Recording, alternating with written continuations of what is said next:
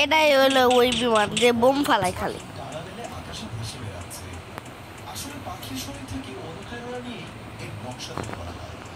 মার্কিন প্রকৌশলীরা দেখলেন পাখিরা বাতাসে নিঃশব্দে ও স্থিরভাবে উড়ে বেড়ায়। তারা ভাবলেন এমনই এক বিমান বানানো যায় যেটি বাতাসে বেশি থাকে নিঃশব্দে, একই সাথে শত্রুর রাডারেও ধরা পড়ে না। এই ভাবনা থেকেই তৈরি হয় ফ্লাইং ডিজাইন।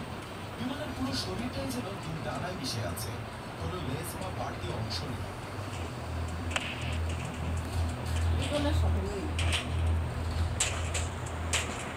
শুধু আকৃতিই নয়, বিমানের সবচেয়ে বড় ক্ষমতা হলো এটি আকাশে অদৃশ্য হয়ে যেতে পারে। রাডারে বিমানের অবস্থান শনাক্ত করা প্রায় অসম্ভব। এর কারণ এর বিশেষ স্টেলথ প্রযুক্তি। বিমানটির গায়ে বিশেষ ধরনের কোটিং লাগানো হয়েছে, যা শত্রুর রাডারের তরঙ্গ শুষে নেয়। আবার বিমানের ইঞ্জিনগুলো এমনভাবে বসানো হয়েছে যেন রাডারে তার তাপের ছাপ পর্যন্ত না পড়ে। ফলে শত্রু বুঝতেই পারে না কখন তাদের মাথার উপর দিয়ে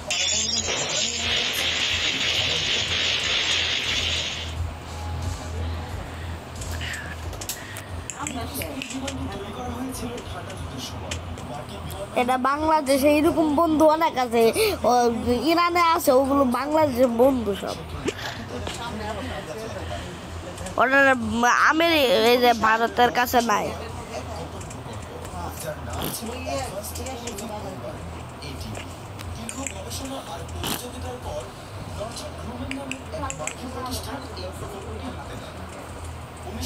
সালে প্রথম পরীক্ষামূলক বিমানটি তৈরি হয়।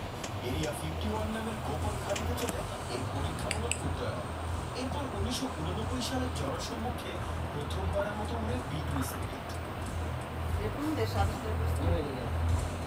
হ্যাঁ, কিয়াম্বো কোন দেশ? স্পিরিট যেমন অদৃশ্য হতে পারে, তেমন বিধ্বংসীও। এর ভেতরে রয়েছে দুটি বিশাল আকারের অস্ত্রাগার বা ওয়েপন ব্যাগ। এখানে ছোট বড় অনেক ধরনের বোমা রাখা যায়। সাধারণ বোমার পাশাপাশি এখানে আছে ভয়ঙ্কর প্রায় 30,000 পাউন্ড। এই একটি বোমাই 200 ফুট গভীরের শক্তিশালী কংক্রিট কারখানা ধ্বংস করতে পারে। শীর্ষে রয়েছে যুক্তরাষ্ট্র। দেশটির জিডিপি $30.34 ট্রিলিয়ন আর জনসংখ্যা 34.5 কোটি।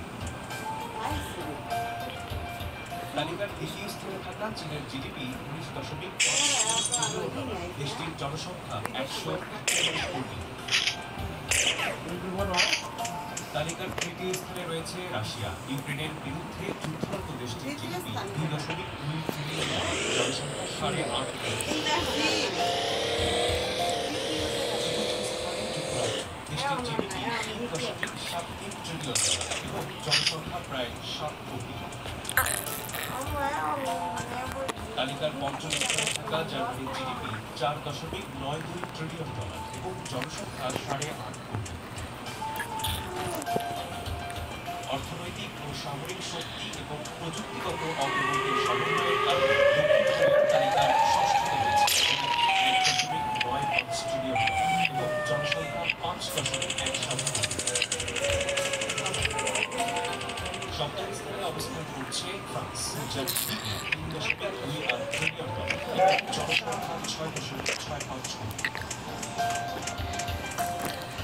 জাপান রয়েছে তালিকার অষ্টম স্থানে, দেশটির জিডিপি $4.39 ট্রিলিয়ন, জনসংখ্যা 12.5 কোটি। নবম স্থানে রয়েছে সৌদি আরব, মধ্যপ্রাচ্যের দেশটির জিডিপি $1.3 কিন্তু র্যাঙ্কের তলে না।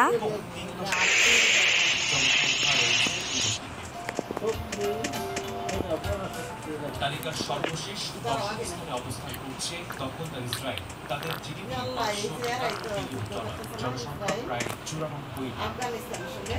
ইসমাহুল আলী।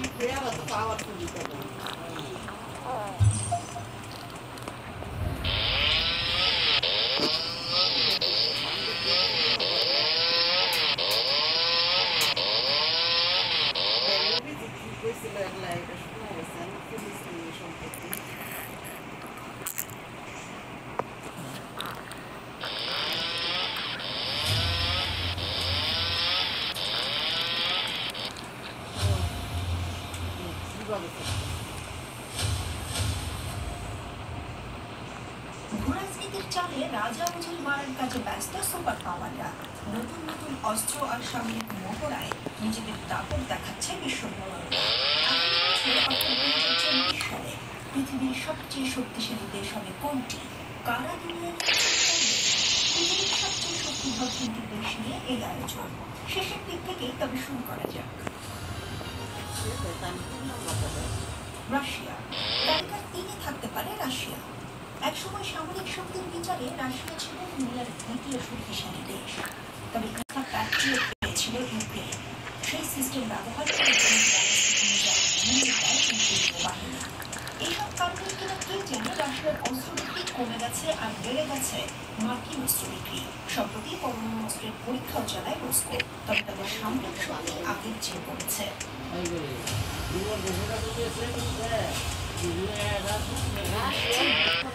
চীন বর্তমানে বিশ্বের দ্বিতীয় শক্তিশালী সামরিক শক্তি। দিন দিন চীনের সামরিক শক্তি আরো জোরদার হচ্ছে। এই শক্তিকে বাড়াতে 2022 সালে তারা যোগ করেছে নতুন একটি রণতরী। পাশাপাশি চীনের হাতে রয়েছে অত্যাধুনিক সব সমরাস্ত্র। 2021 সালে চীনের কাছে 272টি পারমাণবিক অস্ত্র ছিল। চলতি চীনের অস্ত্রের সংখ্যা 4 গুণ বাড়াতে চায়। অবশ্য এই খবর জানিয়েছে মার্কিন প্রতিরক্ষা মন্ত্রণালয়। অন্তত 1000 পারমাণবিক রাখার পরিকল্পনা করেছে। 2021 সালে চীন শব্দের চেয়ে 5 গুণ গতিসম্পন্ন এবং পারমাণবিক অস্ত্র বহনে সক্ষম একটি ক্ষেপণাস্ত্র পরীক্ষা করে। চীনের এই হাইপারসনিক অস্ত্র মার্কিন নৌবাহিনীর নতুন এয়ারক্রাফট ক্যারিয়ারকে ধ্বংস করতে পারে এমন দাবি করেছেন চীনা বিজ্ঞানীরা।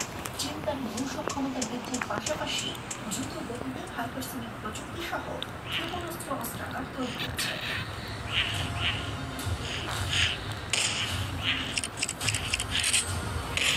যুক্তরাষ্ট্র।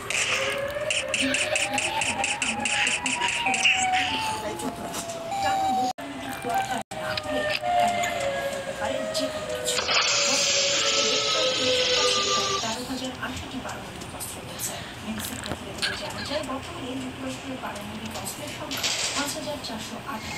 পারমাণবিক অস্ত্র হিসেবে রাশিয়ার দেশটির পারমাণবিক অস্ত্রের মধ্যে কমানোর প্রবণতা দেখালে নানাভাবে নিজেদের শক্তি বৃদ্ধিতে থেমে নেই। মার্কিন পারমাণবিক অস্ত্রের মজুদে F-35, B-112 বোমা এবং ক্রুজ মিসাইল রয়েছে। এগুলোর মাধ্যমে দেশটির প্রতিরোধ ব্যবস্থা আরো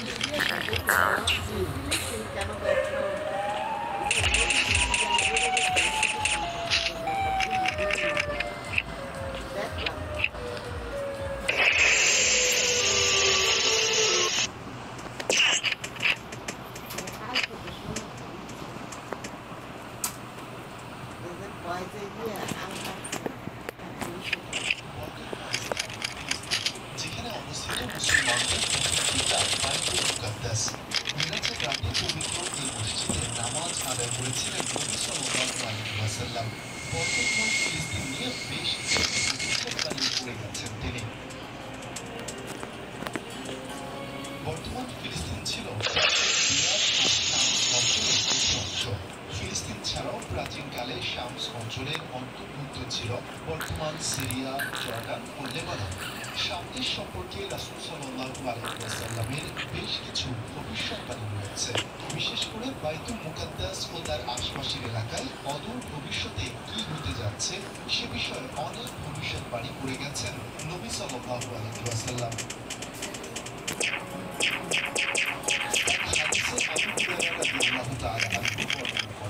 রাসূল সাল্লাল্লাহু আলাইহি ওয়াসাল্লাম বলেছেন, কিয়ামত সংঘটিত হবে না যতক্ষণ পর্যন্ত মুসলমানগণ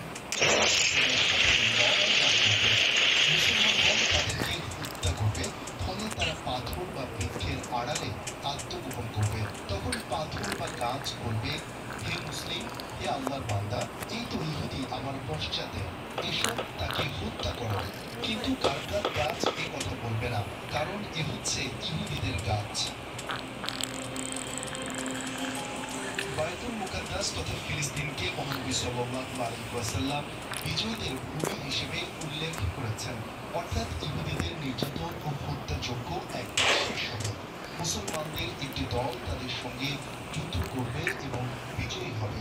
হযরত আবু উমামা রাদিয়াল্লাহু তাআলা আনহু থেকে বর্ণিত, রাসূল সাল্লাল্লাহু আলাইহি ওয়াসাল্লাম বলেন, আমার উম্মতের একটি দল শত্রুর উপর বিজয়ী থাকবে, শত্রুর মনে পরাক্রমশালী থাকবে, দুর্ভিক্ষ ছাড়া কোনো বিরোধী পক্ষ তাদের কিছুই করতে পারবে না।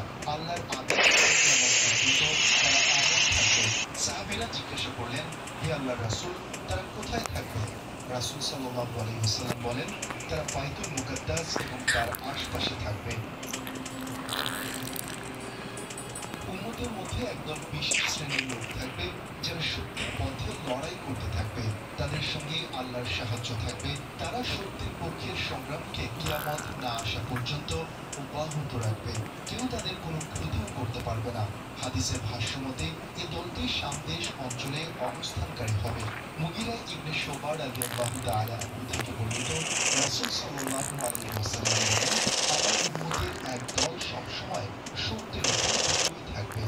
এভাবে কিয়ামত এসে যাবে আর তারা বিজয়ী থাকবে।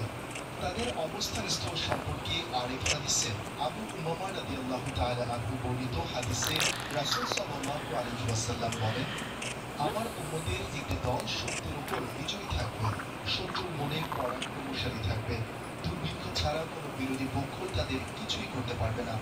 আল্লাহর আদেশ তথা কিয়ামত পর্যন্ত তারা এমনই থাকবে।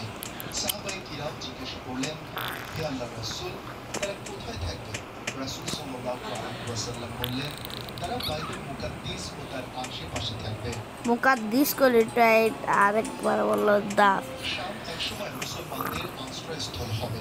সেখানকার দামেস্ক নগরীর পার্শ্ববর্তী বোধ নগরী তাদের সেরা ছাউনি হবে। হযরত আবু দারদা রাদিয়াল্লাহু তাআলা আনহু থেকে বর্ণিত, রাসূল সাল্লাল্লাহু আলাইহি ওয়াসাল্লাম বলেন, মহাযুদ্ধের সময় মুসলিমদের ছাউনি হবে বুদা শহরে, যা দামেস্ক নগরের পাশে অবস্থিত। এটি শামের উৎকৃষ্ট শহরগুলোর একটি। অন্য বর্ণনায় রয়েছে, রাসূল সাল্লাল্লাহু আলাইহি ওয়াসাল্লাম ইরশাদ করেছেন, অচিরেই তোমরা শাম বিজয় করতে পারবে। যখন তোমাদের সেখানে বসবাসের ইখতিয়ার দেওয়া হবে, তোমরা দামেস্ক নগরীকে বাসস্থান বানাবে, কেননা তা যুদ্ধ পরবর্তীকালে মুসলিমদের আশ্রয়স্থল হবে। তাদের ছাউনি হবে সে দেশের একটি ভূমি যাকে বুদা বলা হয়। ঈসা আলাইহিস সালাম দ্বিতীয় আকাশে অবস্থান করছেন। কিয়ামতের আগে তিনি আবার পৃথিবীতে অবতরণ করবেন। দুজন ফেরেশতার ডানায় ভর করে সিরিয়ার দামেস্ক শহরে কাছে নেমে আসবেন। আবার সিরিয়ার বায়ু বুধ নামক স্থানে দাজ্জালকে মেরে ফেলবেন। শফিকুল ইসলাম শান্ত, কালবেলা।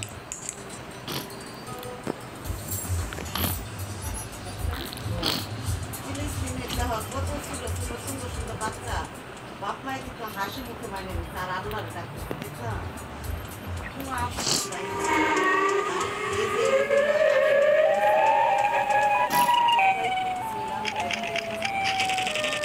মদিনার পর জেরুজালেমের আল-আকসা মসজিদকে ইসলামের তৃতীয় গুরুত্বপূর্ণ ধর্মীয় স্থান হিসেবে বিবেচনা করা হয়। মসজিদুল আকসা আল্লাহর জমিনে নির্মিত দ্বিতীয় মসজিদ। ইতিহাসে প্রথম নির্মিত মসজিদ মসজিদুল হারাম। এর পরের স্থানে আছে সুশোভিত প্রাচীনতম জেরুজালেম শহরে অবস্থিত মুসলমানদের দ্বিতীয় পবিত্রতম মসজিদ মসজিদুল আকসা। মসজিদ নির্মাণে যে মসজিদের সাথে জড়িয়ে আছে শত শত নবী রাসূলের ইতিহাস, যে মসজিদের প্রথম প্রতিষ্ঠাতা মুসলিম জাতির পিতা ইব্রাহিম আলাইহিস সালাম, অথচ সেই মসজিদ নিয়ে দ্বন্দ্ব যুগ যুগ ধরে। এমনকি ইসরায়েলের দখলদার বাহিনীর বাধার কারণে সম্প্রতি টানা 5 সপ্তাহ আল আকসায় জুমার নামাজ আদায় করতে পারে মুসলমানগণ।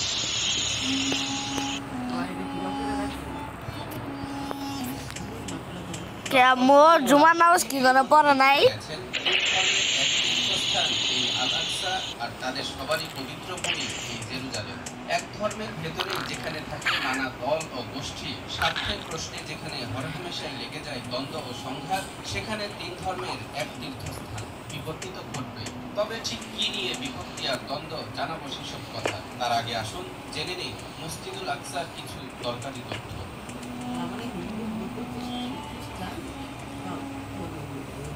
সর্বপ্রথম মসজিদুল আকসা নির্মাণ করছেন তানভীর ঐতিহ্যের বিভিন্ন মত পাওয়া যায়। কেউ বলেন এই মসজিদের নির্মাতা হলেন আদি পিতা হযরত আদম আলাইহিস সালাম, কেউ বলেন হযরত ইব্রাহিম আলাইহিস সালাম প্রথম এই মসজিদের ভিত্তি নির্মাণ করেন। আবার কারো মতে নূহ আলাইহিস সালামের মহাপ্লাবনের ধ্বংস হওয়ার পরে হযরত ইব্রাহিম আলাইহিস সালাম এর পুনর্নির্মাণ করেন। এরপর একে একে হযরত ইয়াকুব আলাইহিস সালাম এবং হযরত দাউদ আলাইহিস সালাম এসে আল আকসা মসজিদের নির্মাণের কাজে ভূমিকা রাখেন, যদিও তারা তা শেষ করে যেতে পারেননি। পরে দাউদ আলাইহিস সালামের ছেলে হযরত সুলাইমান আলাইহিস সালাম জিনদের মাধ্যমে বাইতুল মুকাদ্দাসের সংস্কার কাজ শেষ করেন।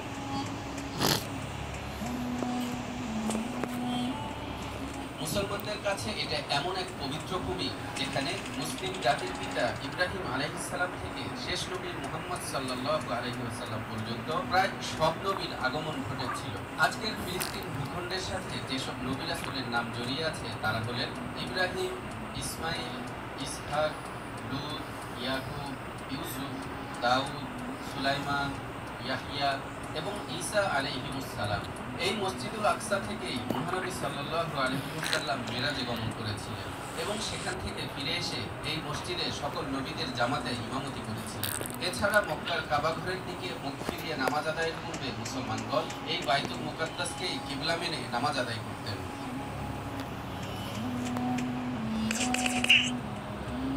মসজিদুল আকসার আরো কয়েকটি নাম রয়েছে। মুসলমানরা বলে আল কুদস, আল আকসা এবং বাইতুল মুকাদ্দাস, আর ইহুদিরা বলে টেম্পল অফ মাউন্ট। বাইতুল মুকাদ্দাস জেরুজালেম নগরে অবস্থিত। জেরুজালেম ফিলিস্তিন প্রদেশের অন্তর্গত, তবে এটি একক কোনো স্থাপনা নয়।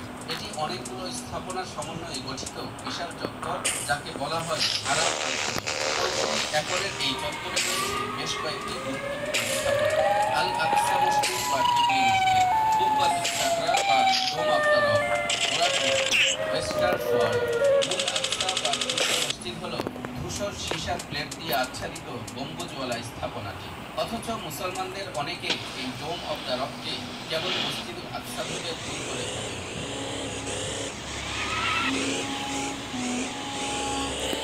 ডোম অফ দ্য রকের নিচে যে বড় পাথরটি রয়েছে, মুসলমানদের বিশ্বাস এই পাথরের উপর থেকে বিশ্বনবী মেরাজে গিয়েছিলেন। আর ইহুদিদের বিশ্বাস এই পাথরের উপরেই তাদের পয়গম্বর আব্রাহাম তার পুত্র ইসমাইলকে উৎসর্গ করার জন্য নিয়ে এবং সেখান থেকেই পৃথিবী বিস্তৃতি লাভ করেছে। অন্যদিকে খ্রিস্টানদের ধারণা তাদের যীশু খ্রিস্টকে ক্রুশবিদ্ধ করার পর এখানেই লুকিয়ে রাখা হয়েছিল। তিন ধর্মের তিন মত, মত থেকে ভিন্ন পথ, আর সেই এখানেই লুকিয়ে রাখা হয়েছিল। তিন ধর্মের তিন মত, মত থেকে ভিন্ন পথ, আর সেই থেকে দ্বন্দ্বের সূত্রপাত।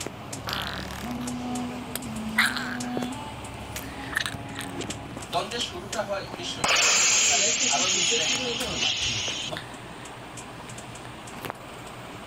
গাজায় শিশু নিধনের মিশরে মত্ত দখলদার ইসরায়েল মৃত্যু আর ধ্বংসের কারবারি নেতানিয়াহু বাহিনী গত 1.5 বছরে অর্ধলক্ষাধিক ফিলিস্তিনি হত্যা করেছে। বলা হচ্ছে যে এর মধ্যে 17,000-এর বেশি মুসলমানদের সাথেই জাতিসংঘ বলছে দ্বিতীয় বিশ্বযুদ্ধের পর কোনো সংঘাতে এত শিশু মৃত্যুর নির্মমতা আর কখনো বিশ্বব্যাপী। এটা হচ্ছে রেফ্রিজারেটর, খাবার থাকে তাজা, এটা ফ্রিজের তাজা।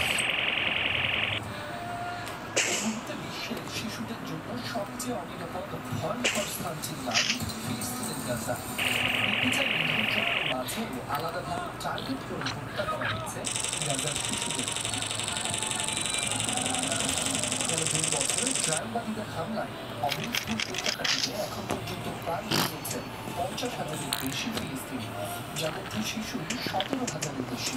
গাজার মিডিয়া অফিসের তথ্য মতে গেল 20 দিনে হামলা চালিয়ে প্রায় 500 শিশুকে হত্যা করেছে ইসরায়েলবাদীরা।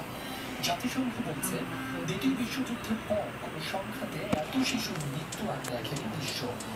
প্রতিদিন অন্তত 100 শিশু হতাহত হচ্ছে ইসরায়েলি হামলায়। বিভিন্ন মানবাধিকার সংস্থার বরাতে জানা যায় গাজায় গড়ের প্রতি 45 মিনিটে নিহত হচ্ছে একটি শিশু। ফিলিস্তিনি কর্তৃপক্ষ আন্তর্জাতিক শিশু অধিকার সংস্থাগুলোর তথ্য বলছে নিহতদের মধ্যে 1 বছরের কম বয়সী অন্তত 900 শিশু ও 5 বছরের কম বয়সী 4,000 শিশু। ধ্বংসস্তূপের নিচে চাপা পড়ে নিখোঁজ আরো শত শত শিশু। গাজার মোট 23 লাখ বাসিন্দার 51% শিশু। হামলার পাশাপাশি উপত্যকাটিতে ঠান্ডায় জমে ক্ষুধা ও অপুষ্টিতে মৃত্যু হয়েছে অর্ধশতাধিক শিশু। যেসব শিশু বেঁচে আছেন তাদের ভবিষ্যৎ অনিশ্চিত। হামাসের তথ্য মতে বাবা হারিয়ে এতিম হয়েছে গাজার ৩৯,০০০ শিশু।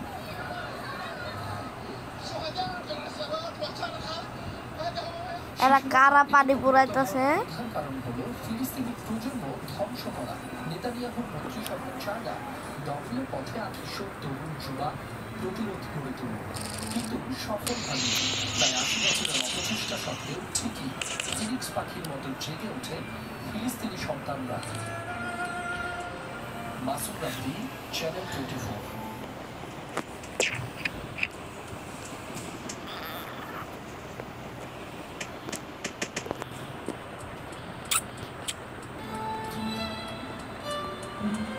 বোমায় বিধ্বস্ত বাড়ির ধ্বংসস্তূপের উপরে বসে গাজার এই হতভাগ্য পিতা দেখাচ্ছিলেন তার আদরের ছোট্ট শিশু সন্তানের জামা।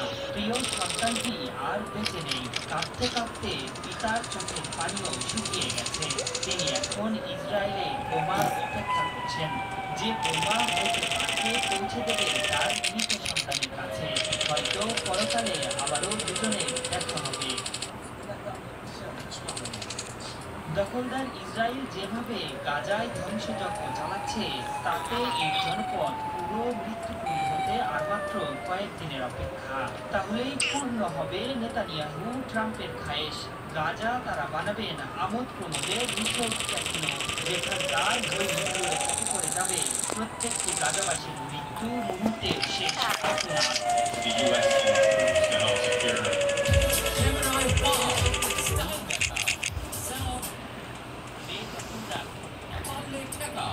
অবরুদ্ধ গাজাকে মৃত্যুপুরী বানিয়ে ছাড়বে দখলদার ইসরায়েল। আর শিশুদের জন্য পবিত্র ভূমিটি নো ল্যান্ডে পরিণত করতে মিশনে নেমেছে তারা। সেই লক্ষ্যে গত 18 মার্চ ভোররাতে যখন সেহরির প্রস্তুতি নিচ্ছিলেন গাজাবাসী, তখন যুদ্ধবিরতি চুক্তি লঙ্ঘন করে ব্যাপক বিমান হামলা চালায় দখলদার বাহিনী।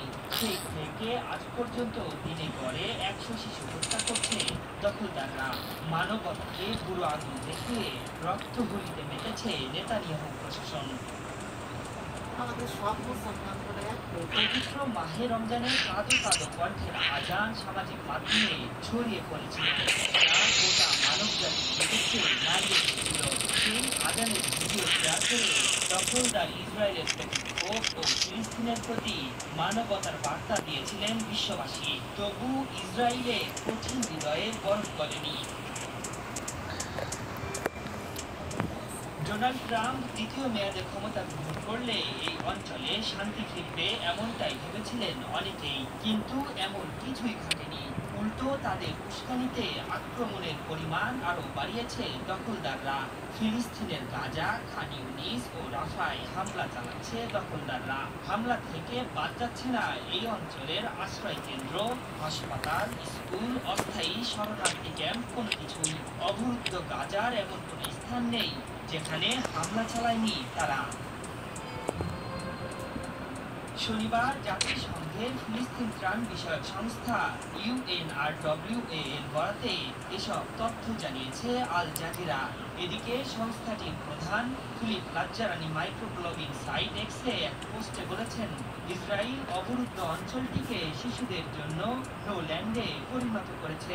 ছোট জীবন এমন যুদ্ধে সীমিত হচ্ছে যেটি শিশুরা তৈরি করেনি। এটি আমাদের সাধারণ মানবতার উপর কলঙ্ক। সম্প্রতি মধ্যস্থতাকারী মিশর ও কাতারের কাছ থেকে প্রস্তাব পেয়ে যুদ্ধবিরতির প্রস্তাবে রাজি হয়েছে ফিলিস্তিনের প্রতিরোধ যোদ্ধারা। তাদের দাবি, শান্তি আলোচনায় আমরা কাতার ও মিশরের কাছ থেকে প্রস্তাব পেয়েছি, সেগুলো আমরা ভালোভাবে পর্যালোচনা করে দেখছি। আর যেসব বিষয়ে আলোচনা হয়েছে সেখানে বাধা হয়ে দাঁড়াবে না দখলদার ইসরায়েল।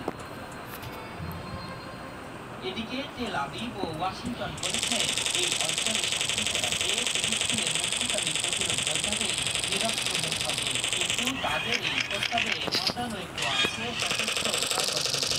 তাদের দাবি, যতদিন 50,600 ফিলিস্তিনি নিহত হয়েছেন। তবে জাতিসংঘের তথ্য বলছে এই সংখ্যা 55,000 ছাড়িয়েছে। আশরাফুল ইসলাম,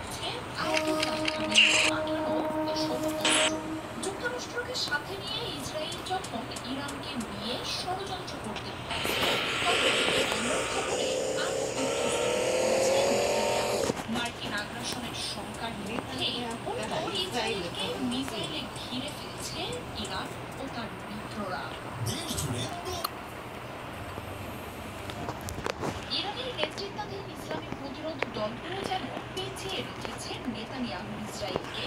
একদিকে সামলাতে গেলে আরেক দিক থেকে শত শত মিসাইল আছড়ে পড়ে তেল আবিবে।